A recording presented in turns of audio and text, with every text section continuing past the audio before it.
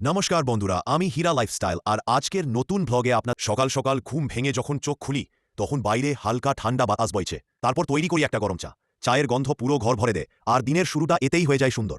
চা খেয়ে আমি বেরিয়ে যাই গ্রামের রাস্তায়। সকালে শান্ত পরিবেশ মনটা ভরে দেয়। কেউ দুধ নিয়ে যাচ্ছে, কেউ মাঠের দিকে হাঁটছে, আবার কেউ কাজের প্রস্তুতি নিচ্ছে। গ্রামের মাটির গন্ধ আর হাওয়ার ঠান্ডা স্পর্শ, এসব মিলিয়ে সকালটা বেশ অন্যরকম লাগে। হাঁটতে হাঁটতে আমি পৌঁছে যাই মাঠের দিকে। সূর্যের আলো ধীরে ধীরে মাঠে ছড়িয়ে পড়ছে, সবুজ ফসলের পাতায় আলো ঝিলমিল করছে। কৃষক ভাইয়েরা কাজ করছে, কেউ জল দিচ্ছে, কেউ গাছের যত্ন করছে। আমি দাঁড়িয়ে একটু সেই দৃশ্য উপভোগ করি। মনে হয় এর থেকে সুন্দর মুহূর্ত আর হয় না। তারপর বাড়ি ফিরে পাই গরম গরম নাস্তা, রুটি আর সবজি, একদম ঘরোয়া, সহজ কিন্তু খুবই মজা।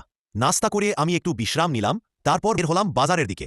বাজারে তখন বেশ ভিড়। কেউ সবজি নিচ্ছে, কেউ ফল, কেউ চাল ডাল, আবার কেউ সিম্পলি দোকান থেকে নিলাম ঠান্ডা লস্যি, একদম টাটকা আর দারুণ স্বাদ। বাজার থেকে ফিরে এসে আমি কিছুক্ষণ বিশ্রাম করলাম। বিকেলের দিকে আবার বের হলাম গ্রাউন্ডের দিকে। এই সময় গ্রামের ছেলেরা ফুটবল, ক্রিকেট, গিলিডান্ডা, নানান খেলায় মেতে থাকে। আমি তাদের আনন্দের মুহূর্তগুলো ক্যামেরায় বন্দি করলাম। ধীরে ধীরে সন্ধ্যা নেমে এল। আকাশে লাল, কমলা আর সোনালি রং মিশে অপূর্ব এক সানসেট তৈরি হলো। দূর থেকে দেখলে মনে হয় যেন আকাশেই আগুন ধরে গেছে। আমি সেই মনোমুগ্ধকর মুহূর্তটাও রেকর্ড করলাম। রাতের দিকে বাড়ি ফিরে সবাই মিলে গরম ভাত, ডাল আর ভাজি খেলাম। সাধারণ কিন্তু শান্তে একটা রাতের খাবার।